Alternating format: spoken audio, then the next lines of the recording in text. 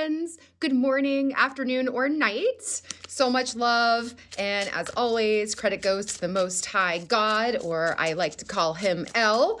And of course, Tarot's already speaking while I'm trying to do my intro, which another reader I was just watching, which I linked in a post recently, by the way. He said the same thing, so it made me laugh.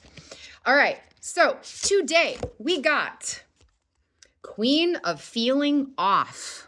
Queen of Feeling Off. Man, the artwork on this deck is gorgeous. I'm using the I Am Queen deck. I really love the vibe of this deck. And the deck for me is really kind of upbeat, empowered, like a really great feeling. This card feels like a reminder from this deck that when you're feeling off, it's time to take a moment and see why. Especially if you are an empath. You're someone who feels other people's emotions. You're someone who is likely surrounded by narcissists, might have a hard time with having our own personal boundaries. And let me tell you, girl, I relate. I have had a lifetime. I am 43. Am I 43? I forget my age these days. 43, 44 years old. And I spent most of my life surrounded by narcissists. We tend to attract narcissists around us. We tend to be targets until we learn to set our own boundaries. And sometimes when we're feeling off, literally, right? You got an eyeball there, an eyeball there. Your limbs don't even match, right? Like maybe you wake up and things are randomly sore. You have an elbow that feels weird. Your chest, your heart is beating weird. It's like you can't even, like, you're like, what was I even doing just now? You just feel off.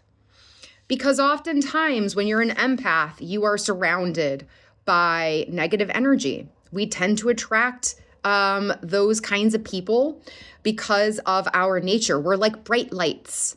Think of us as really, really bright lights, lighthouses in a storm. And so kind of like moths to a flame, when we're the flame, inadvertently, our flames can attract moths. And that's why it's really important. It's not inevitable. We just haven't been trained on how to be lighthouses. And so we end up feeling super freaking off. It's important to remember the light in the lighthouse is protected. It's caged, but in a good way, our own protective barrier. It has windows or barriers around it to make sure the light still remains a light. You can't be a light that helps the ships find their way if you don't have some sort of protection, right? When a storm comes in, what if it blasts out the light? Well, now the light isn't shining anymore.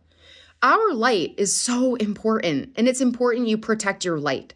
So what this is saying is that you're an empath, you are a lighthouse, but it's important and it's time for you to take a look at the structure protecting your light. You are allowed to have boundaries. You are allowed to protect yourself.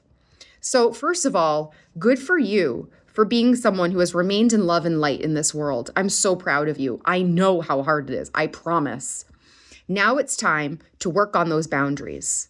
And you so fucking got this. You're an empath. Of course you can. I love you.